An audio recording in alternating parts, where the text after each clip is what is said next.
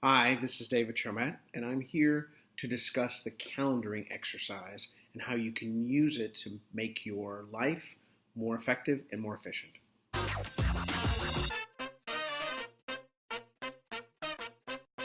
calendaring exercise is something that you will find very, very useful. At the beginning, you should probably do it every month or maybe even more often than that. But after you've done it a couple of times, then you should be able to do it less frequently, maybe once every quarter. At a minimum, you should be doing it every 6 months.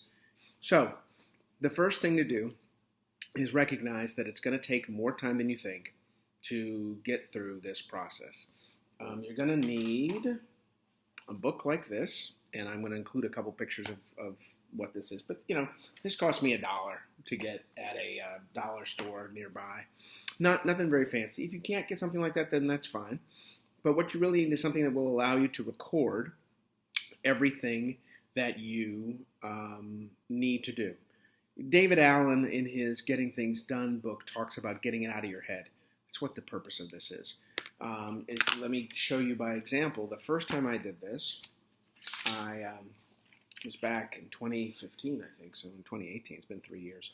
And I listed everything that I had to do.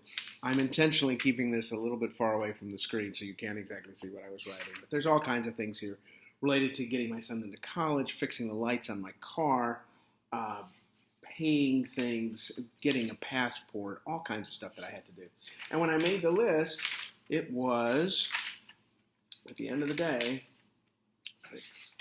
7 pages long. So I worked at it, and then I got up and left, and then I worked at it some more, and then I got up and left, and over the time, it came to fruition. What do you do with that list? Well, there's a couple of different ways that you can go at it. The people who showed me this exercise, they basically had 4 categories that they put everything in. Make money, keep sanity, and fun. Now, there are other categories that you could have. Anna Akana, who is a YouTube personality, has on her a video which I will link to. She has 7 things that she lists there: intellectual, spiritual, mental, physical, artistic, financial, and emotional. Here's the thing. It doesn't matter at the end of the day. It's more important that you just record everything on this list. And then you're going to take those subcategories and break everything on the big list into those little lists. Okay, so now that you've done that, now that you've separated the things into the 4 different categories, I'm going to say 4, and it has the 7, I want you to pick a top 5 in each list. So for keep money, you're going to have 5 things you're going to worry about. For make money, 5 things. Fun, 5 things. Keep sanity, 5 things. Okay. For Anna Akana's list, what she does is she says 2 of these things each in each of the 7 categories. Think about it, 7 times 2, 14, 4 times 5, 20. It's about the same number of things between the 2 types of, the 2 ways to organize the lists. I'm going to stick with my way with the 4. So how do you pick which 5 to do? Well, in terms of making money, you want to pick the ones that will make you the money the fastest. Not the most money, but the fastest. When you talk about keeping money, it's what will save you the most money. When you talk about sanity, it will be the things that will take the least amount of time to complete. And then fun, the thing that you want to do the most. So now that you've organized, you've now got the list with the big long list. You've broken it into those 4 sub-lists. From those 4 sub-lists, you now have the top 5. Now you pull out your calendar. And I don't mean a weekly calendar or a monthly calendar.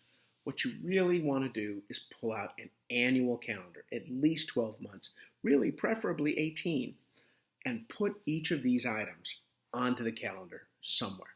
The trick with putting some of these on here, sometimes some of those things will be like write a book. You can't just put that on June 1st and then on May 31, poof, you're writing a book. So when you put everything on the calendar, you start working backwards. Now, what's the right order to use? when you're making this list, you're going to know that there are some rocks in your schedule, things that are immovable. Taking a summer vacation with your family, recognizing people's birthdays, the company's annual retreat, organizing it, things of that sort. And what I would suggest is you start with those rocks and then move back in time. So if you are writing a book, let's say, and the book needs to be done by June 1st, that means you really need to have the final draft to your editor by May 1st. You need to complete the draft by April 1st. You need to pick a publisher by February 1st. You get the idea. And each one of those events ends up on the calendar. Your goal is not to have a to-do list, but to have a calendar that is full of things that you're going to do on any given day or things you're going to complete by some specific time.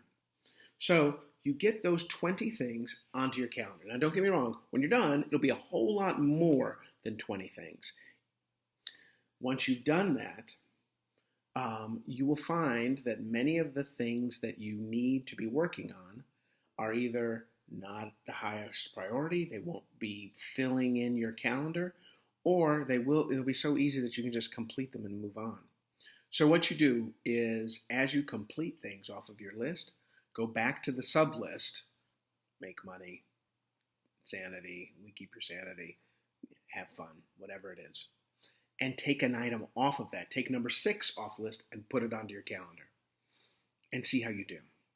And then each day, we can talk about daily time management later, but each day you're going to want to pick 1 to 3 things to focus on that day. Are you going to be able to just focus on 3 things? Probably not. Particularly at the beginning, you're going to have more than that. Life will get in the way. But starting with a limited number of objectives on a given day will help you focus on what is truly important. That is a little bit deeper with regard to the calendar exercise. What I've been talking about is merely getting into a situation where you have 12 months worth of calendar and you have deadlines that are on your calendar available to you so you can see what you need to do and how you need to be working it at any given time. And you can set your weekly and daily calendars to accomplish goals that fulfill those objectives only after you've gone through this exercise, only after you know what is the sum total of what you need to be working on. So that's what I've got for you today. I hope you find that that's useful to you. I've included some links down below. And if you have any questions, please leave a comment below. We'd love to talk to you about this further.